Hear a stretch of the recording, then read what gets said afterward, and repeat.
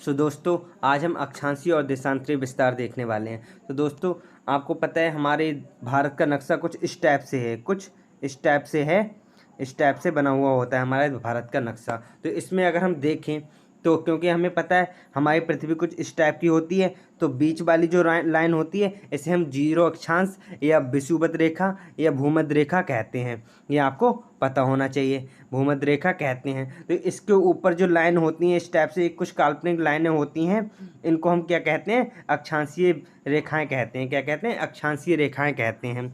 तो ये सबसे पहले जो बीच में होती है विषुवत रेखा अर्थात भूमध्य रेखा, जिसे हम 0 डिग्री लैटिट्यूडनल लाइन कहते हैं, अक्षांशीय लाइन कहते हैं 0 डिग्री। तो उसी प्रकार से जो हमारा भारत है, भारत कहीं पे हमारा इस जगह पे पाया जाता है, भारत कहीं इस जगह पे पाया जाता है, जो कि 8 डिग्री 4 मिनट उत्तरी अक्षांश से शुरू होता है। जैसा कि कल मैंने आपको बताया, ये जो हमारी बीच में लाइन होती है विषुवत रेखा, इसके ऊपर का पार्ट, क्योंकि आपको पता है ऊपर वाला नॉर्थ होता है, नीचे वाला साउथ होता है, ऊपर वाला उत्तर और नीचे वाला दक्षिण होता है। तो ऊपर क्या हो गया भाई? उत्तरी गोलार्ध हो गया। तो उत्तरी गोलार्ध की तरफ क्या होंगे? उत्तरी अक्षांश होंगे। तो 8 डिग्री 4 मिनट उत्तरी अक्षांश से हमारे भारत की शुरुआत होती है। नीचे से 8 डिग्री 4 मिनट उत्तरी अक्षांश से शुरुआत होती है और 37 डिग्री 6 मिनट उत्तरी अक्षांश तक हमारा भारत का विस्तार है। कहाँ से है भाई? 8 डिग्री 4 मिनट उत्तरी अक्षांश से 37 डिग्री 6 मिनट उत्तरी अक्षांश तक हमारे भारत का विस्तार है। साथ में हम देख लेते हैं देशांतरीय विस्तार हमारा कहाँ से कहाँ तक है। सो दोस्तों, आपको पता है जैसे कि ये अक्षांशीय लाइनें थीं, अक्षांशीय लाइन क्या थी? लैटिट्यूड थी, लेटी हुई थी। इसी प्रकार हमारे देशांतरीय विस्तार को देखने के लिए हमें पता होना चाहिए, मैंने कल भी बताया था आपको, एक सीधी लाइन काल्पनिक रेखा होती है बीच में, जिसे हम 0 देशांतर कहते हैं, 0 डिग्री देशांतर रेखा कहते हैं। इस टाइप से खड़ी हुई लाइनें कई होती हैं, बहुत सारी होती हैं। इस टाइप से ये डिग्री से बनाते जाते हैं कोण। तो ये जो 0 डिग्री है, इस तरह से देखा जाए तो हमने आपको बताया भी था कल, जो बीच वाली लाइन है इसके इस तरफ आपको पता है राइट साइड में हमारा होता है ईस्ट और लेफ्ट साइड में क्या होता है? वेस्ट, यानी कि पश्चिम, पूरब और पश्चिम। तो इस साइड में जो पूरब साइड में है वो पूर्वी गोलार्ध और जो पश्चिम साइड में है वो पश्चिमी गोलार्ध। अब आपको पता है हमारा भारत पूर्वी गोलार्ध और उत्तरी गोलार्ध में पाया जाता है। तो देशांतरीय विस्तार जो है वो हम पूर्वी देशांतर की तरफ देखने वाले हैं। तो हमारा जो देशांतरीय विस्तार है वो 68 डिग्री, कितना है भाई? 68 डिग्री 7 मिनट पूर्वी देशांतर से लेकर 97 डिग्री 25 मिनट पूर्वी देशांतर तक हमारे भारत का विस्तार है। हमारा भारत का विस्तार कहाँ से? 68 डिग्री 7 मिनट से 97 डिग्री 25 मिनट पूर्वी देशांतर तक हमारे भारत का विस्तार हो गया। अब हम इसके आगे देखने वाले हैं हमारा भारत है उसकी जो लंबाई है, जो उसकी दूरी है, अगर देखा जाए कितनी है, उत्तर से दक्षिण तक और पूरब से पश्चिम तक कितनी हमारा विस्तार है, कुल दूरी कितनी है, ये सब हम देखने वाले हैं। तो देख लेते हैं भाई। हमारा भारत कुछ इस टाइप से होता है भाई, आपने देखा होगा हमारा भारत का नक्शा कुछ इस टाइप से होता है।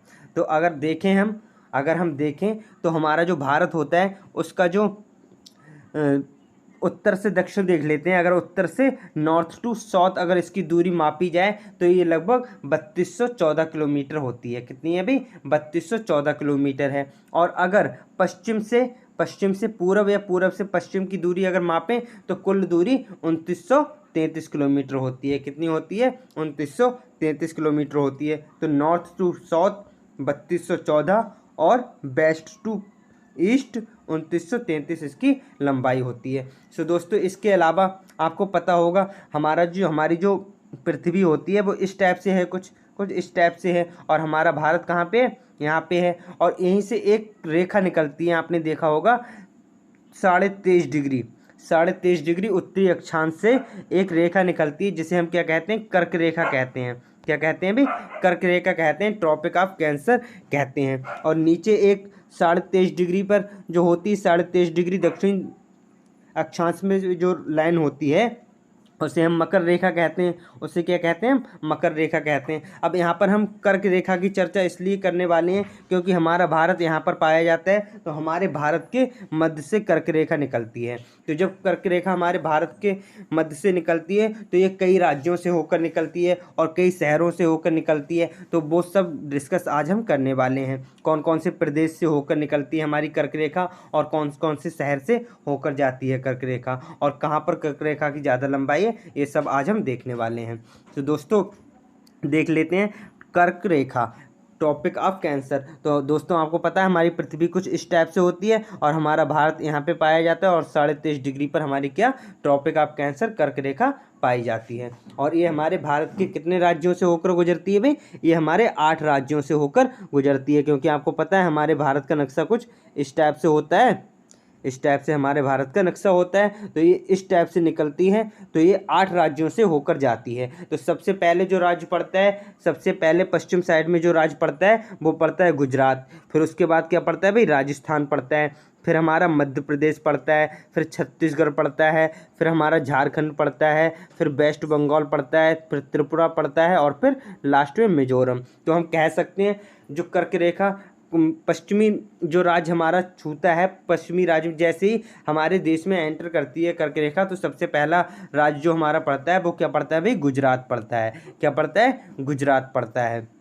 और जो पूर्वी राज्य जो होगा तो हम कह सकते हैं पश्चिमी राज्य हमारा गुजरात और पूर्वी राज्य हमारा मिजोरम है, जहाँ पर हमारी कर्क रेखा निकलती है, जिसके मध्य से निकलती है। और दोस्तों इसको याद करने के लिए कर्क रेखा से जो हमारे प्रदेश जिन जिन प्रदेशों से हमारी कर्क रेखा होकर गुजरती है, तो उसकी एक ट्रिक है, बहुत आसान ट्रिक है, आप याद कर सकते हैं। गमछा झार मित्र पर, गमछा झार मित्र पर कहते हैं ना, गमछा झार मित्र पर। तो आप इससे याद कर सकते हैं। गा से गुजरात, मा से मध्य प्रदेश, छा से छत्तीसगढ़, झार से झारखंड, मी से मिजोरम, त्रा से त्रिपुरा और पा से हमारा पश्चिम बंगाल और रा से राजस्थान। लेकिन ये पश्चिम से पूरब लाइन से नहीं लगा हुआ है, तो इसको आप ऐसे ही याद कर सकते हैं। तो सबसे पहले आपको पता है पश्चिम साइड में हमारा गुजरात आता है, फिर हमारा राजस्थान आता है, सबसे पहले गुजरात, फिर राजस्थान, फिर मध्य प्रदेश, फिर छत्तीसगढ़,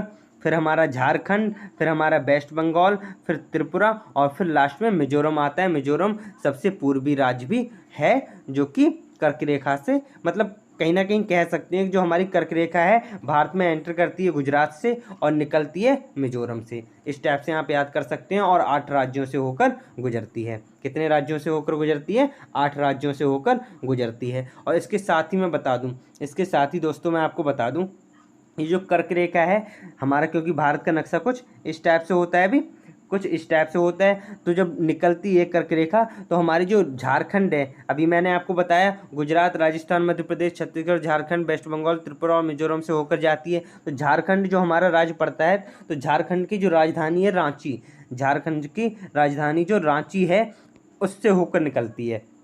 जो कर्क रेखा है वो भारत के प्रदेश जो झारखंड है उसकी राजधानी रांची से होकर निकलती है। कहाँ से होकर निकलती है? रांची से होकर निकलती है। और दोस्तों मैं आपको बता दूं कर्क रेखा की लंबाई कौन से प्रदेश में सबसे ज़्यादा है, तो वो है मध्य प्रदेश में।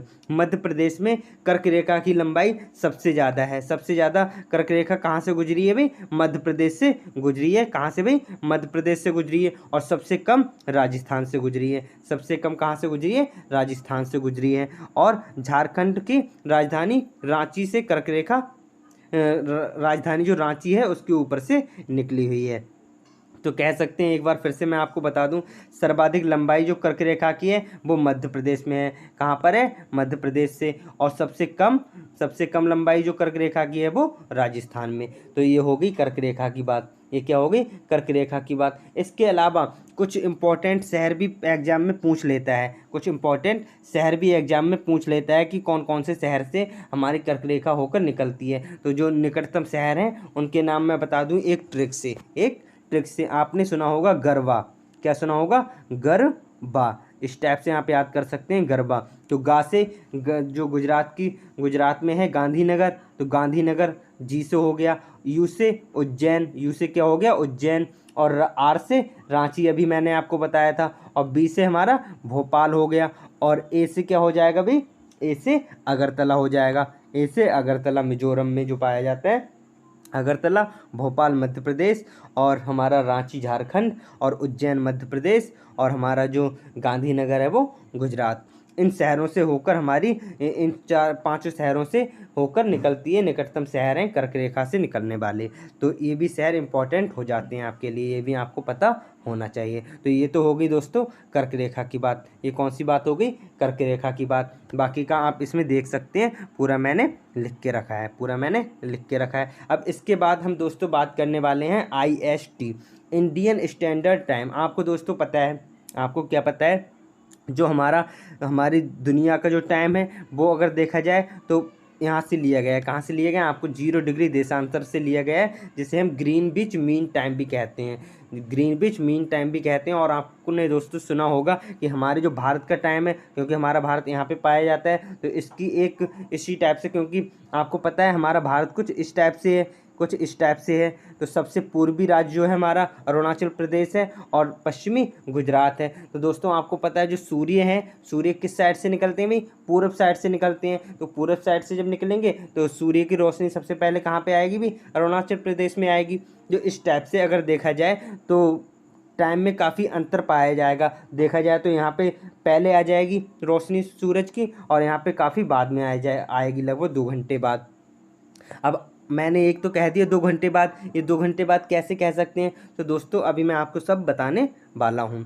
तो ये तो हो गया अभी ग्रीनविच मीन टाइम। तो हमारा जो IST है, जो हमारा इंडियन स्टैंडर्ड टाइम है, वो कहाँ से लिया गया है? तो दोस्तों अभी जो मैंने बताया, हमारा सूर्य कहाँ से निकलता है? इधर से पूरब साइड से निकलता है। तो सबसे पहले अरुणाचल प्रदेश में सूर्य की रोशनी आती है, फिर बाद में बहुत देर बाद में हमारा गुजरात में पहुँचती है रोशनी। तो इस टाइप से देखा जाए तो टाइम कहीं ना कहीं गड़बड़ा जाएगा। टाइम यहाँ पे कुछ होगा, यहाँ पे कुछ होगा। इस टाइम को सेम रखने के लिए हमारे भारत में भी कुछ ऐसा किया गया, जो हमारी इंडियन स्टैंडर्ड टाइम जो है उसकी लाइन यहाँ पे हमारी 82 डिग्री और 30 मिनट पर पूर्वी देशांतर पर रखी गई। अब यहाँ का टाइम, यहाँ के टाइम से हमारे पूरे भारत का टाइम देखा जाता है। सो दोस्तों मैं आपको बता दूं, जैसा कि आपको पता है, अगर आपको पता नहीं तो मैं आपको बता दूं, जो 1 डिग्री होता है, 1 डिग्री हमारा कितने 4 मिनट के बराबर होता है। 1 डिग्री हमारा 4 मिनट के बराबर होता है। तो अगर ये IST हम नहीं बनाते, इंडियन स्टैंडर्ड टाइम अगर हम नहीं बनाते तो क्या हो सकता था? तो दोस्तों आपको पता है जो हमारा देशांतरी विस्तार है वो 68 डिग्री 7 मिनट से 97 डिग्री 25 मिनट तक है। तो लगभग 30 डिग्री का अंतर आ रहा है, लगभग 30 डिग्री का अंतर आ रहा है। और मैंने आपको बताया 1 डिग्री 4 मिनट के बराबर होता है। तो अगर हम 4 से गुणा कर दें तो हमारा कितना आ रहा है? 4 3 12, 120 मिनट आ रहा है। कितना आ रहा है? 120 मिनट आ रहा है। तो लगभग मतलब पूरे 2 घंटे, लगभग 2 घंटे का फ़र्क आ जाता। यहाँ के अरुणाचल प्रदेश से गुजरात तक में 2 घंटे का फ़र्क आ जाता। तो इस टाइम को सेम रखने के लिए हमने इंडियन स्टैंडर्ड टाइम बना लिया, जो कि 82 डिग्री 30 मिनट से पूर्वी देशांतर को रखा गया है, और यहीं से हमारा पूरा टाइम लिया गया है हमारे भारत का। और दोस्तों आपको बता दूं, जो हमारे भारत का समय है वो GMT अर्थात ग्रीनविच मीन टाइम से 5.5 घंटे आगे है। कितना आगे है?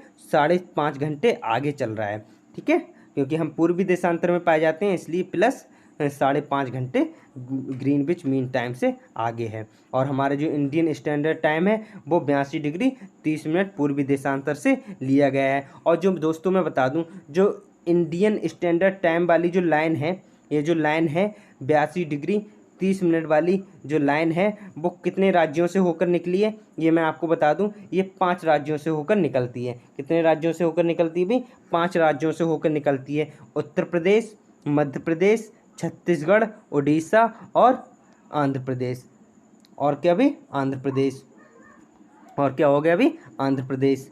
तो यूपी, मध्य प्रदेश, छत्तीसगढ़, उड़ीसा और आंध्र प्रदेश। और ये दोस्तों मैं आपको बता दूं, ये यूपी के नैनी नामक स्थान से गुजरती है। नैनी नामक स्थान जो कि प्रयागराज में है। कहाँ पे है अभी? जो कि प्रयागराज में पाया जाता है। प्रयागराज के पास है नैनी। नैनी नामक स्थान से होकर गुजरती है एक हमारी स्टैंडर्ड IST मतलब इंडियन स्टैंडर्ड टाइम।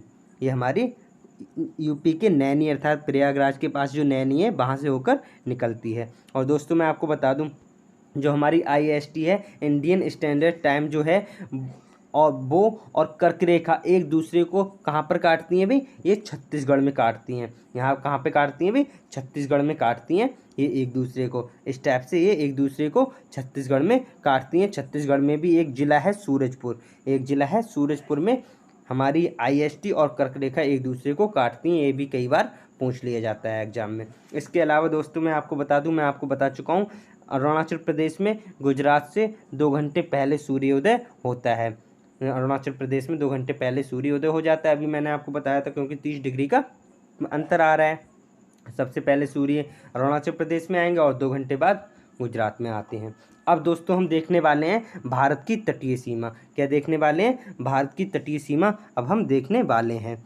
तो दोस्तों मैं आपको बता दूं, भारत की जो तटीय सीमा है वो कितनी है? 6100 किलोमीटर है। कितनी है भी? 6100, यानी कि 6100 किलोमीटर हमारी भारत की तटीय सीमा है। लेकिन अगर द्वीपों को मिला लिया जाए, आपको पता है कुछ द्वीप इस तरफ हैं और कुछ द्वीप इस तरफ है, अंडमान निकोबार वगैरह इस तरफ हैं। तो द्वीपों को और मिला लिया जाए, सबकी तटीय सीमा मिला ली जाए, तो हमारी 7516.6 किलोमीटर होती है हमारी तटीय सीमा हमारे भारत की। और दोस्तों मैं आपको बता दूं, हमारे भारत के 9 राज्य तथा 4 UT अर्थात केंद्र शासित प्रदेश तटीय सीमा बनाते हैं। हमारे कितने भाई? 9 राज्य और 4 हमारे केंद्र शासित प्रदेश जो है तटीय सीमा बनाते हैं। तो जिसमें दोस्तों मैं आपको बता दूं, हमारा क्योंकि भारत इस टाइप का है, कुछ हमारा भारत कुछ इस टाइप का है। तो सबसे पहले हमारा गुजरात, फिर महाराष्ट्र, फिर गोवा, फिर कर्नाटक, केरल, फिर तमिलनाडु, फिर हमारा क्या आ जाएगा? आंध्र प्रदेश, फिर उड़ीसा और फिर वेस्ट बंगाल।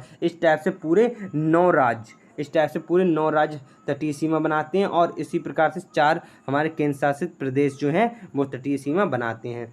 तो दोस्तों आपको पता है इस तरफ हमारा क्या है? अरब सागर है, और इस तरफ हमारी बंगाल की खाड़ी है। क्या भी? बंगाल की खाड़ी, और नीचे हमारा हिंद महासागर है। और दोस्तों आपको पता है अरब सागर और बंगाल की खाड़ी ये किसके भाग हैं? हिंद महासागर के ही भाग हैं, अरब सागर और बंगाल की खाड़ी। तो दोस्तों अरब सागर की तरफ अर्थात पश्चिम में जो राज्य पाए जाते हैं जो कि तटीय सीमा बनाते हैं, वो हमारे गुजरात हैं और महाराष्ट्र है, गोवा है, कर्नाटक है और केरल है। और पूर्व साइड में अर्थात बंगाल की खाड़ी के साथ जो बनाते हैं तटीय सीमा, वो हैं वेस्ट बंगाल, उड़ीसा, आंध्र प्रदेश और तमिलनाडु। ये बंगाल की खाड़ी के साथ तटीय सीमा बनाते हैं।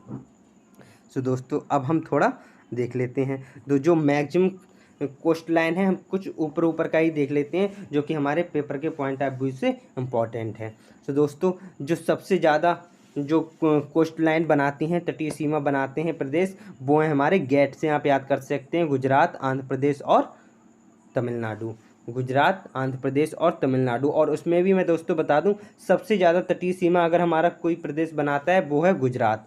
सबसे ज़्यादा सर्वाधिक तटीय सीमा बनाने वाला है, और इसकी जो तटीय सीमा की लंबाई है वो 1214.7 किलोमीटर है। 1214.7 किलोमीटर तटीय सीमा है गुजरात की। तो सबसे ज़्यादा गुजरात की तटीय सीमा है, फिर उससे कम हमारे आंध्र प्रदेश की, और फिर तमिलनाडु की तटीय सीमा होती है। और दोस्तों अगर सबसे कम तटीय सीमा की बात की जाए, सबसे कम तटीय सीमा की बात की जाए प्रदेश में, किसमें भाई? प्रदेश में, हमारे राज्य में अगर सबसे कम तटीय सीमा की बात की जाए तो वो है गोवा की। किसकी है भाई? गोवा की सबसे कम तटीय सीमा होने वाली है। इसके साथ ही दोस्तों मैं आपको बता दूं, जो हमारे 4 UT हैं जिनके बारे में अभी हमने बात की थी, 4 UT भी हमारे क्या हैं? तटीय सीमा बनाते हैं। तो कौन कौन से हैं भाई? अंडमान निकोबार, लक्षद्वीप, पुडुचेरी और दमन द्वीप और दादर नागर हवेली। ये क्या है भाई? ये भी हमारे केंद्र शासित प्रदेश हैं जो कि तटीय सीमा बनाते हैं। तो दोस्तों मैं आपको बता दूं, सर्वाधिक जो तटीय सीमा है वो हमारे अंडमान निकोबार की है, 1962। कितनी है भाई? 1962 सर्वाधिक केंद्र शासित प्रदेशों में सर्वाधिक जो है अंडमान निकोबार की है, 1962 सर्वाधिक है। इसके अलावा सबसे कम जो है दमनदीप दादर नागर हवेली की तटीय सीमा है, 42 किलोमीटर सबसे कम केंद्र शासित प्रदेशों में। सो दोस्तों आज की क्लास हम यहीं तक रखते हैं, बाकी का अगली क्लास हम कल देखने वाले हैं। सो दोस्तों अगर आपको क्लास पसंद आई है, और आप चाह रहे हैं कि सर इस टाइप की क्लासेस कंटिन्यू रखें, तो आप क्लास को लाइक करें, अपने दोस्तों के साथ शेयर करें, और अगर आप चैनल पे नए हैं तो चैनल को सब्सक्राइब जरूर कर लें। So thank you.